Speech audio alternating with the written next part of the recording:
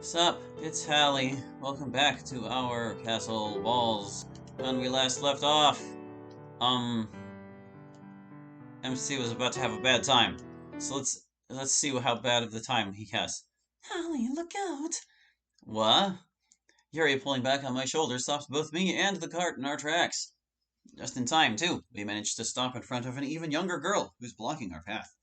Purple shirt, freckles on her cheeks, and curly brown hair. Cute! I don't know why you put cute on a second line, but you definitely did it deliberately, because it could certainly fit to the right over there. The kid stares at us with eyes nearly wide open. Both me and Yuri look at each other, like we need to confirm what's in front of us. Um, Come on. oh no, she doesn't mean to run over the child. Looking away from her, I nervously walk away from our cart until I reach the child in front of us. Slowly getting down on both knees until I'm nearly eye level with her, I make sure to lighten up before speaking. The child's face shows a look of curiosity. Left hand goes to the back of my head. Um, are you lost or something? The child then smiles and somehow extends both arms. Somehow? As I'm about to bring my right hand for her to grab, she forcefully grabs a hold of both sides of my hair instead. Gah! You think this would hurt, given what the child is doing, but with hair this long, it will take a lot more force to be noticeable. As I'm hearing Yuri giggling to herself in the background, I can't help but sigh at the situation I got myself into. Oh, brother. You can let go now. Yuri, run her down. The kid's not letting go. Ugh. Yuri, a little help here. As I'm stuck in place, all because of a wandering 2-year-old, it takes a bit of time until Yuri walks up beside me. Once she gets down to knee level, she brings her hands to my hair and carefully pulls the child's hands away. Once her hands are removed, they cling onto Yuri's hands as her mischievous smile never goes away. Mama! I can't help but quietly laugh to myself over how adorable this is. After a little while, Yuri picks up the child with both hands on her stomach and brings her into her arms, much like you would a cat or a baby, and this is totally not a weird thing to do with a stranger's child in a grocery store. Surprisingly, she doesn't give her any trouble at all. Isn't she cute, Hallie? Walking up to Yuri, I wrap an arm around her and look at the child, whose smiling face is buried in Yuri's chest.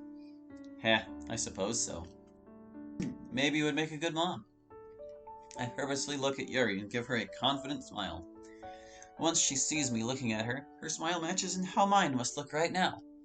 I can't help but start to get lost in her violet eyes again. Yet again. I'm starting to feel this warm, surreal feeling. We're actually doing big adult things together. This is awesome. You know what? Reaching into the cart for the bag of red seedless grapes Yuri put in there, I pull a few out of the bag and show them to the 2-year-old in Yuri's arms. Open up! With her eyes on the prize, she reaches over and takes them from me. Mine! It doesn't take long for all of them to be devoured. Hallie, aren't we supposed to pay for those first? Shh! What they don't know won't hurt them.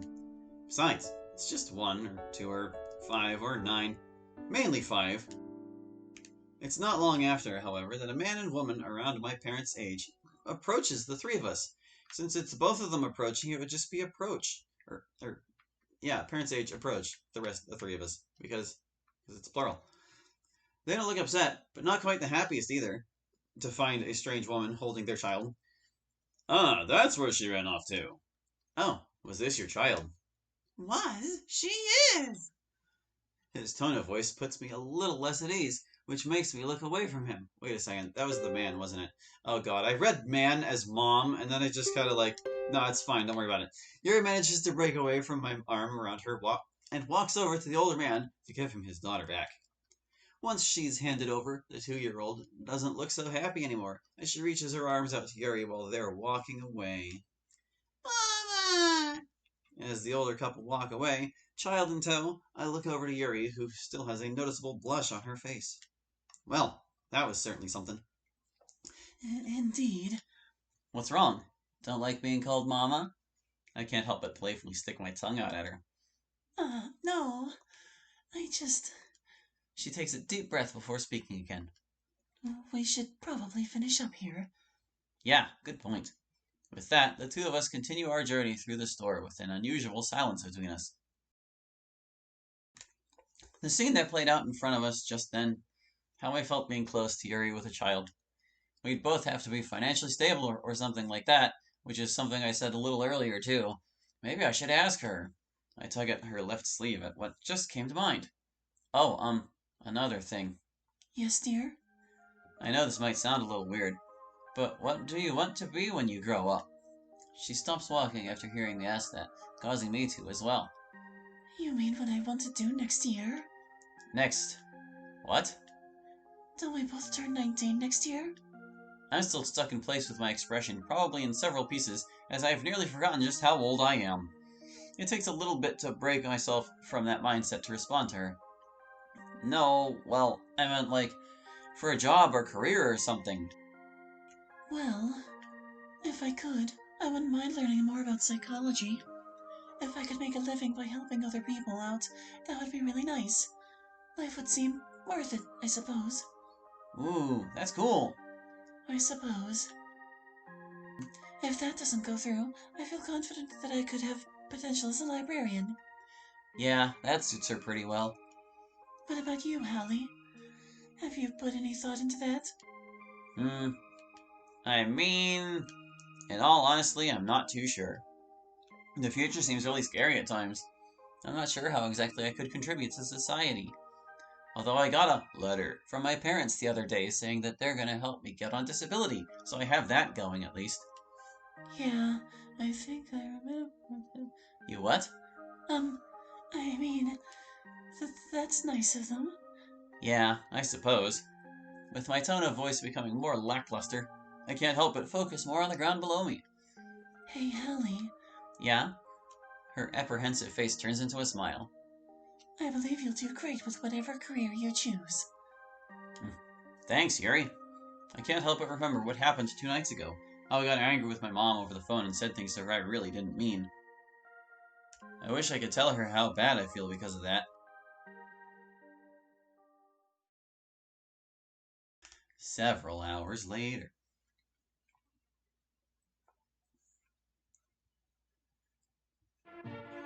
Alright, almost back home. I think I'm starting to feel a little bit tired after all that's happened today. It's a good thing we were allowed to eat on the bus. The two of us ended up sharing a pre-made sandwich from the store. That made me feel pretty tired, as I almost took a nap on the way home. I bet Yuri's pretty tired as well, after having to part with something that she held near and dear to her and having to be a mom for a short while. Once we got off the bus and back into our area, we stopped at Yuri's house first to drop off groceries and whatnot. She insisted that she had nothing else to do today and would rather spend the day at my place. Something about a change of scenery. I don't blame her one bit. All she's brought with her is her bag with Lord only knows what's in there. No, that's not true. You would think that she would know what she has in there. Once we're back at my place, I approach my mailbox and open it up to find 2 letters in there. Taking a closer look at them, I see one's from our school, and the other's from the place that my parents work at. Huh, but why though? They haven't sent us anything in a long time. I wonder what that could be about. Maybe it's something from my parents themselves. I know my mom's not too thrilled with me, but I wonder... As I'm lost in thought, what looks to be a drop of water lands on the envelope I'm holding. Then another, and another. Wait... Oh, it's raining. The sound of rain falling, air moving rapidly, and thunder in the background assault my ears. The constant splashing of water on my clothes and hair brings about an uncomfortable, almost restricting feeling. With my face showing discomfort, I quickly bring both my arms above my head and run under the awning that's above the front entrance to my house. Yuri follows suit behind me, eventually catching up. Fumbling around with my keys, I manage to quickly unlock, open the door, and spend no time getting in, dropping both letters to the floor in response. Once Yuri makes her way inside, I shut the door behind us, rest my forehead on the door, and exhale rather loudly. The sounds of raindrops crashing to the earth in my house never end. Yuri speaks up after a moment of silence. Hallie, is something wrong? Taking my head off the door and looking over to Yuri, she's setting her bag on the ground near the door. Once she's done doing that, I approach her and take both her hands in mine to help calm me down a bit. She doesn't resist, and her inquisitive face doesn't change. I end up turning my head to the left, looking at the floor and taking a big breath before speaking. I'm sorry, Yuri. Just When it rains and lightning's outside, lightning's just not a verb, it makes me uncomfortable for whatever reason. Oh, what's not to like about it? Just, I feel like I can't do anything when it's raining. Too restricting. Thunder's too loud, and lightning kills people. Not that many people. Yuri giggles at my last comment, but I can't bring myself to smile right now.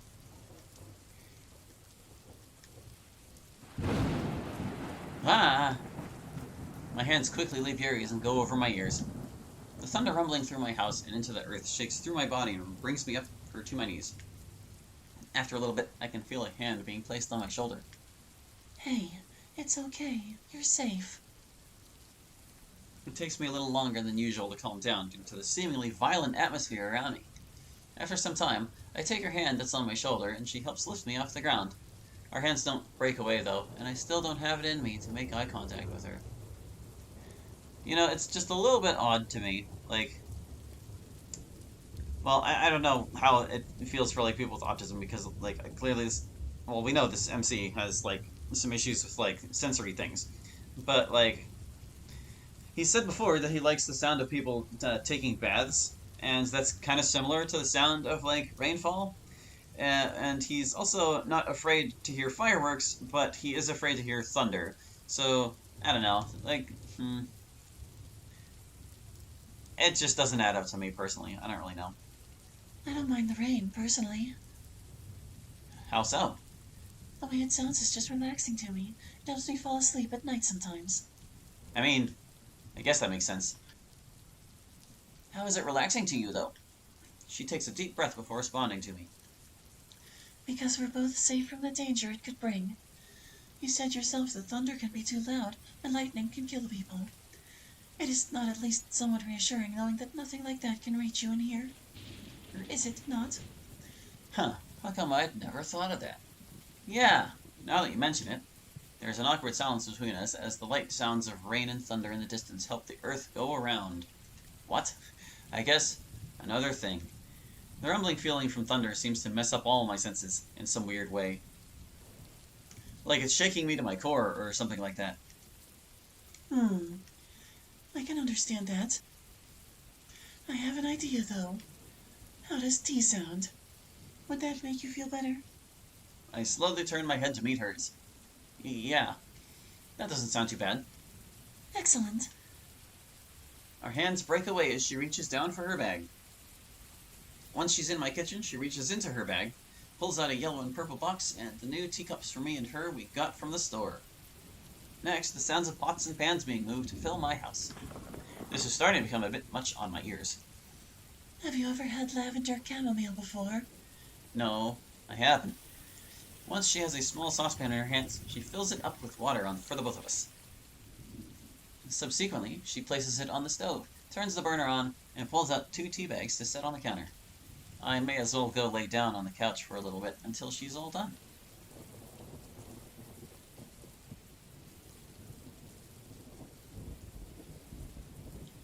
Minutes pass, and I've made myself nice and comfy, about to doze off into a nap. The sounds of Yuri messing around with what I'm guessing are teacups in the kitchen make me open my eyes to figure out what's going on. Once my eyesight adjusts, I see Yuri slowly walking towards me with 2 teacups in hand. She's probably being careful, trying not to spill anything. If only there was a table in here that we could set them on. Whoopsies, I clicked the wrong thing. I can't tell if there's a coffee table behind Yuri.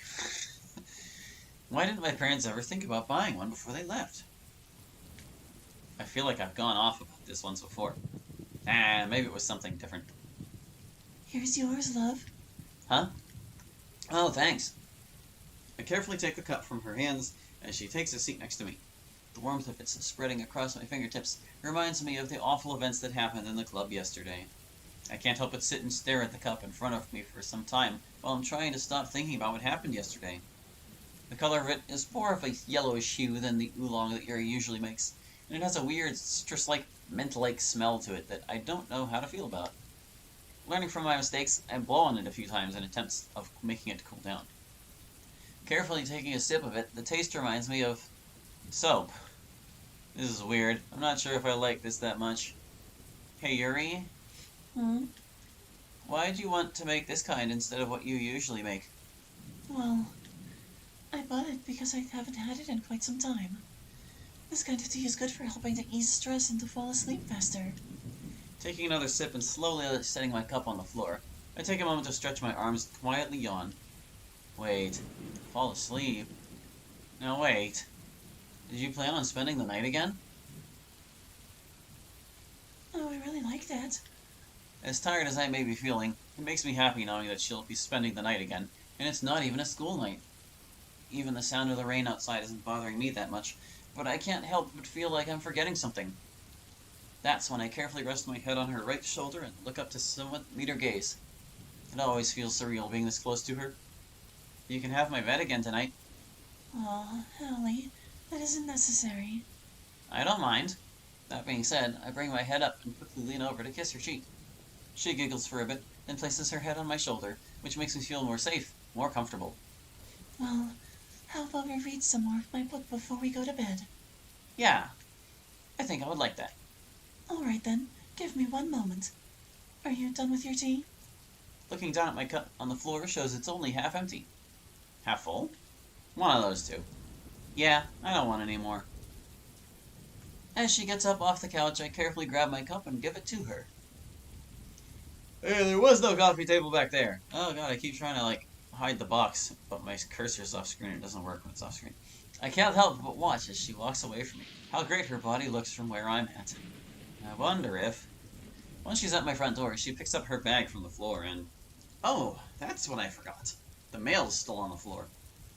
Getting myself off of the couch, I make my way over to the front door, grab the mail that's on the floor, and walk back to the couch. I may as well get this out of the way while I'm waiting until she's all done with what she's doing. Alright, let's see what this school could have possibly sent me. Hopefully it's nothing about Jason or Kyle from the other day. Using my index finger to open the envelope, I pull out the piece of paper inside and... Oh, hang on. Where's the school's address and all the other info on the paper? You'd think they'd do better than this. Let's see what I'm getting myself into.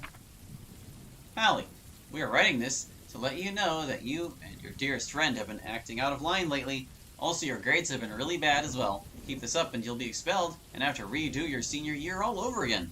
Also, you could have done much better than her. Are you kidding me? Are you seriously kidding me? Last I checked, my grades are alright, I think. I guess we'll have to see what happens when we go back on Monday. There's a 0% chance this letter is real. Also, what do they mean by dearest friend? You know what? I don't even want to know. Taking the letter from the school and putting it back on the envelope it came in. Back on the envelope? Oh, no, I guess you could set it on top of it instead of putting it inside it. I place it on the opposite side of the couch. What else was there? My vision lands on the other letter that came today. Right. The letter from... There's a weird black hole feeling in my chest due to the nervousness of wondering what could have come from my parents' work.